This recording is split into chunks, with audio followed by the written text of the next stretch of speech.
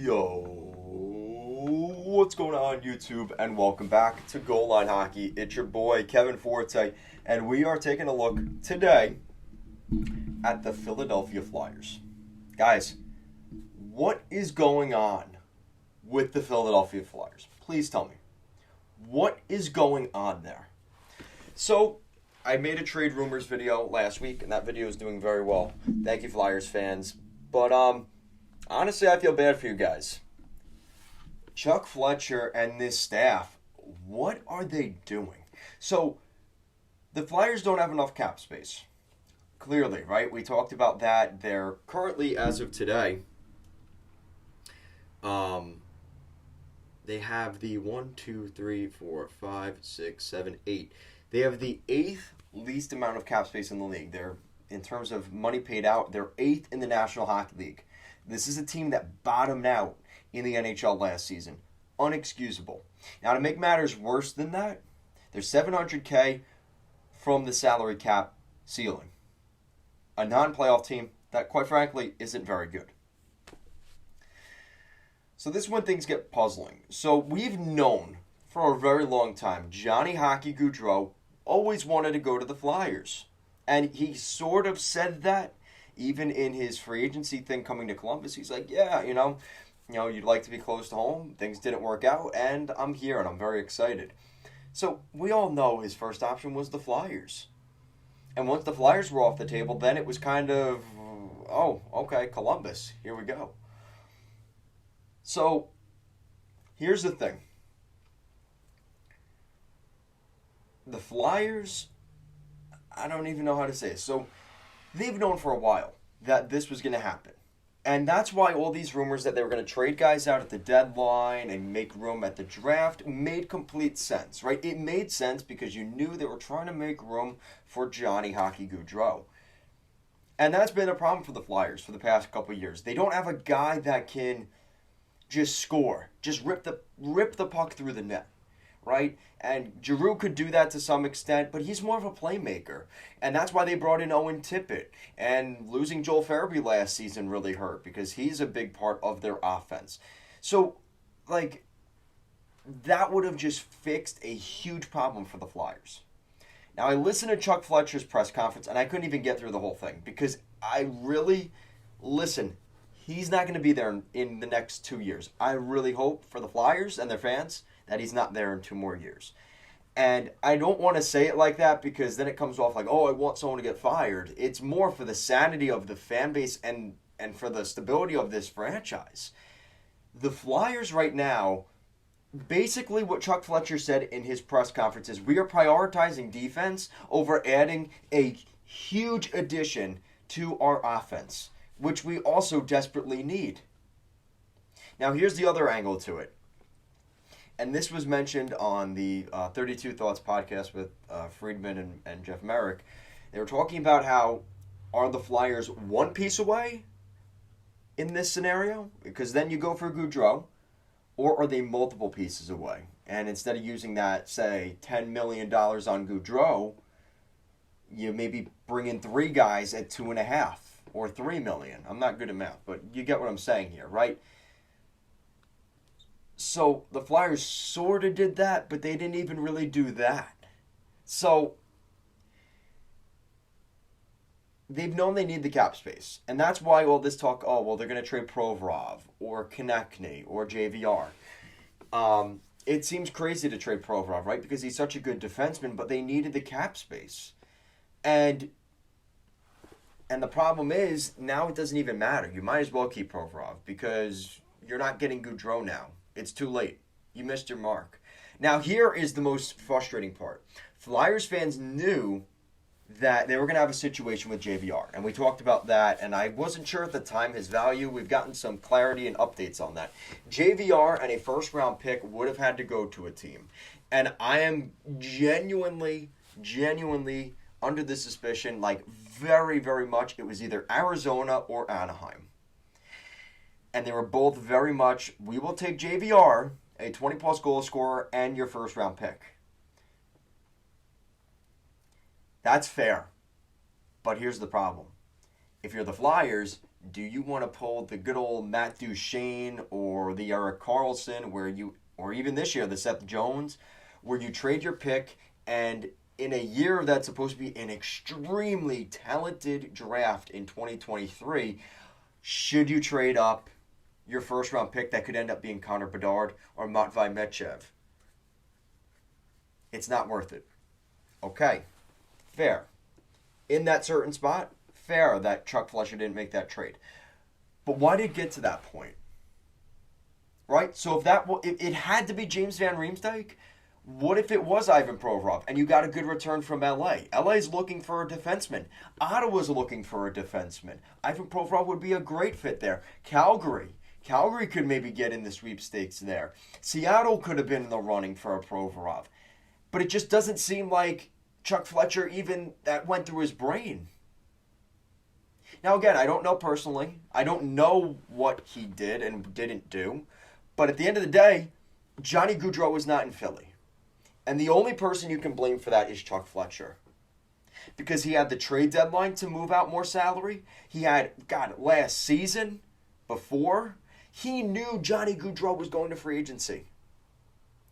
And you could say, oh, well, you don't want to put everything into one player. Yeah, but this is a really good hockey player. And he was in your backyard.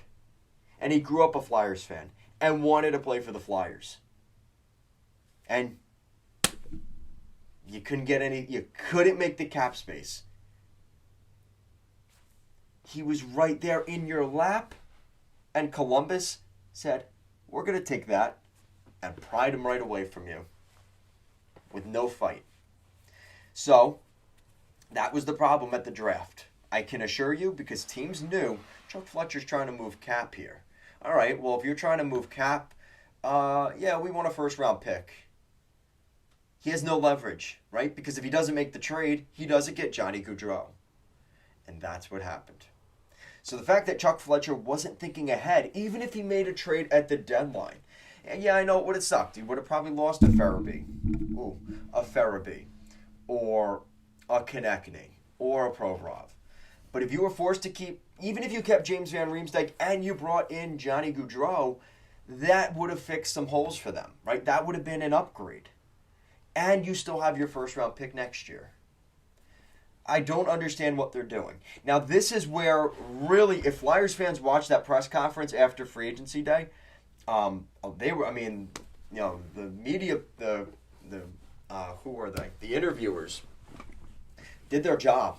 They were asking Chuck Fletcher, right, flat out, why couldn't you get the cap space for Johnny Gaudreau? Or why couldn't you bring him in? Because you couldn't get the cap space?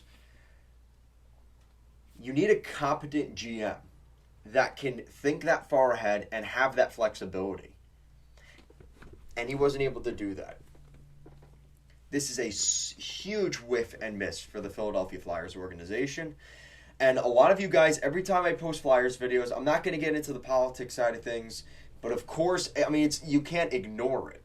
A lot of you guys talk about how the Flyers are very left-leaning with NBC Sports and Comcast, and they're the owners of the Flyers. So as much as I blame this on Chuck Fletcher, well, who hired Chuck Fletcher? Let's start there. Who hired Chuck Fletcher?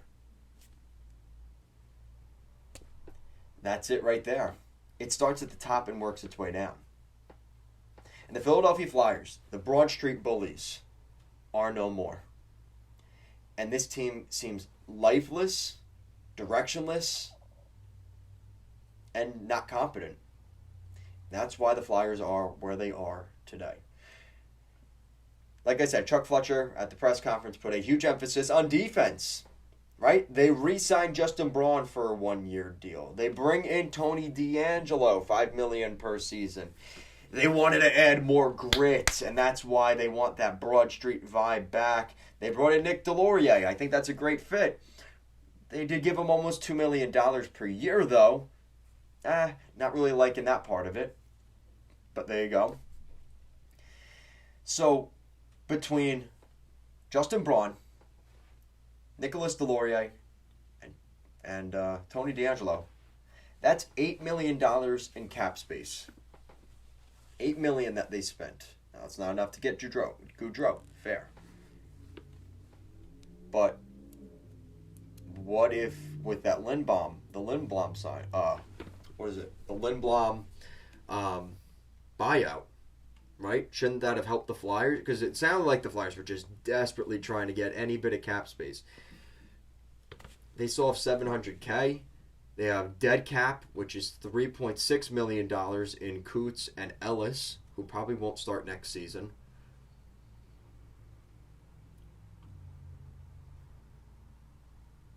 I don't know.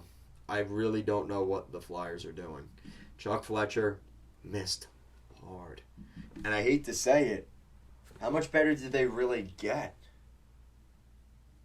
Did they get better? Honestly. Listen, Tony DeAngelo is good. He's a good hockey player. Delorier is a good grinder, going to help out the young guys. I talked about that a couple weeks ago. And that was right. And Justin Braun coming back, fine. But you didn't get the guy that you needed. And the Flyers, they better be hoping they draft top 10 next year.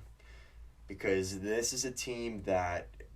and now this whole thing with Ivan Fedotov, he's not going to be playing in the fall. He's going to be fighting in Siberia, Russia. Everything that could go wrong for the Flyers has gone wrong. Like I said, it all starts with the ownership and the management. This is going to be rough for the Flyers. And I'm saying it now. But where did it start?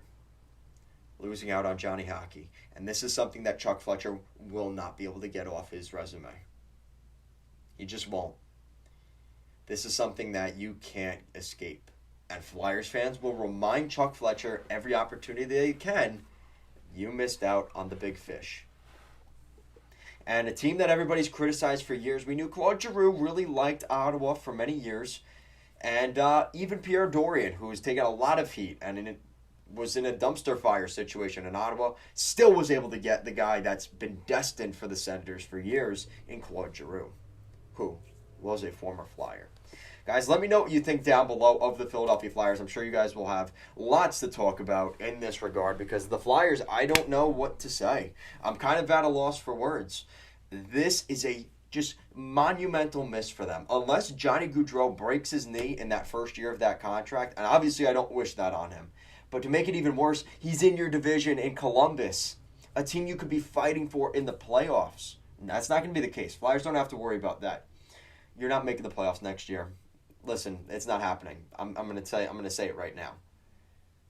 So we'll see what happens. Guys, as always, thank you so much for watching, and I hope things get better for the Flyers soon.